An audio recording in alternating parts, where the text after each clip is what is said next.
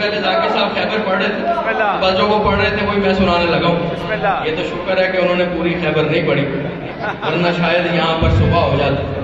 40 دن کی خیبر ہے اسلام، وہ ڈائریکٹ 40ویں دن پہ آ گئی، اچھا ہو گیا، ورنہ اگر وہ ان کا بھی تذکرہ کرتے کہ جو جھنڈے لے کے جاتے تھے اور ڈنڈے لے کے آتے تھے، تو بات تو پھر کہیں سے کہیں ہو جانی۔ میں نے آپ کے سامنے ہمارا آئیں گے جیسے میں نے آپ کے سامنے سورہ حشر کی آیت تلاوت کی ہے۔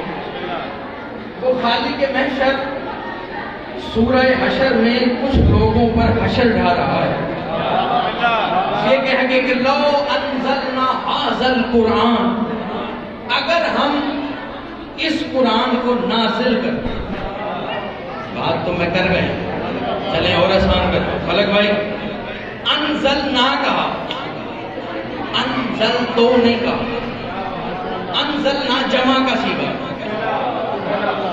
آسان کر، اگر ہم نازل کرتے، میں نہیں، کیا کہنے میں ایک بہت بڑا سوال ہے اس کو قرآن سے یہاں دبا کے اور دفنا کے جاؤں گا۔ لو انزلنا، اگر ہم نازل کرتے، وہ تو احد ہے، اسے تو کہنا چاہیے تھا اگر میں اس قرآن کو نازل کرتا، اس نے کہا انزلنا، اگر ہم نازل کرتے، اس کا مطلب اس نازل کرنے انزلنا میں جتنا رحمان شامل ہے اتنا ہی عمران شامل ہے۔ لو انزلنا، اگر ہم نازل کرتے، ھذا القرآن، جو تازہ نہیں ہے اسے ھذا پھر سمجھ آنا بھی نہیں، تو راہ تازہ ہو کے سننا پڑے گا۔ اس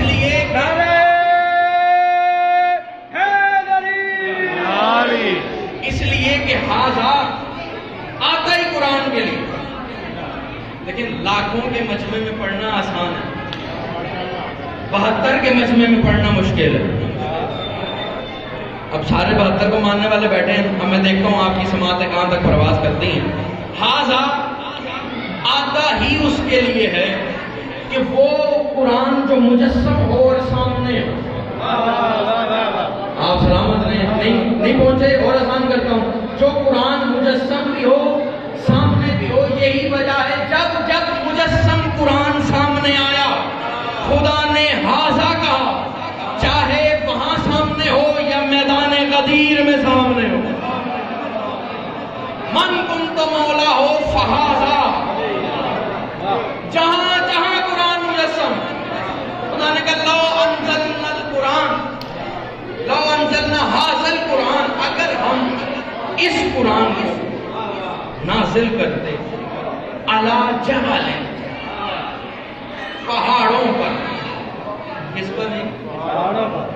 ایک جملہ کہوں، یہ آیت کہ ہم اس قرآن کو نازل کرتے پہاڑوں پر، میں اس قوم کے سامنے پڑھ رہا ہوں جو جانتی ہے کہ پہاڑوں پہ ہو کیا رہا۔ میں نے عرض کیا ہے میں تعداد دے کے پڑھنے کا کہانی آسان کروں، اس لیے کاشف بھائی، فلک بھائی، اس قوم کا بچہ بھی انہیں بھی جانتا ہے جن کے پہاڑوں جتنے حوصلے تھے، اور انہیں بھی جانتا ہے جن کے پہاڑوں پہ گھونسلے تھے۔ لو انزلنا ھذا القرآن علی جبل، اگر ہم اس قرآن کو نازل کرتے پہاڑوں پر، لرأیتہ خاشعا متصدعا من خشیت اللہ، تو یہ اللہ کی خشیت سے ریزہ ریزہ ہو جاتا۔ یہی ترجمہ ہے، اس کا مطلب جو چیز وہاں سے نازل ہو رہی ہو، اور اگر اس نازل ہونے کے رستے میں پہاڑ آ جائیں، پتھر آ جائیں، تو وہ ٹوٹ جاتے ہیں۔ آپ سلامت رہیں، وہ ریزہ ریزہ ہو جاتے ہیں۔ نازل ہونے کی اثرو قرآن دلیل یہ ہے کہ جو بھی قرآن یا جو بھی چیز وہاں سے نازل ہو رہی ہو، اگر اس کے سامنے پہاڑ آئے تو طور بن جایا کرتا ہے، اگر اس کے سامنے پتھر آئے تو ریزہ ریزہ ہو جایا کرتا ہے۔ تو آج کے بعد یہ بحث چھوڑ دو کہ عمران کا لال پیدا ہوا تھا، نازل ہوا تھا، کیسے ہوا تھا، کیا ہوا تھا؟ فاطمہ بنت اسد جب کعبے کے قریب گئی، اب کیونکہ دیوار کعبہ ریزہ ریزہ ہو گئی، دیوار کعبہ نے ٹوٹ کے بتایا علی پیدا نہیں، نازل ہو رہا ہے۔ کیا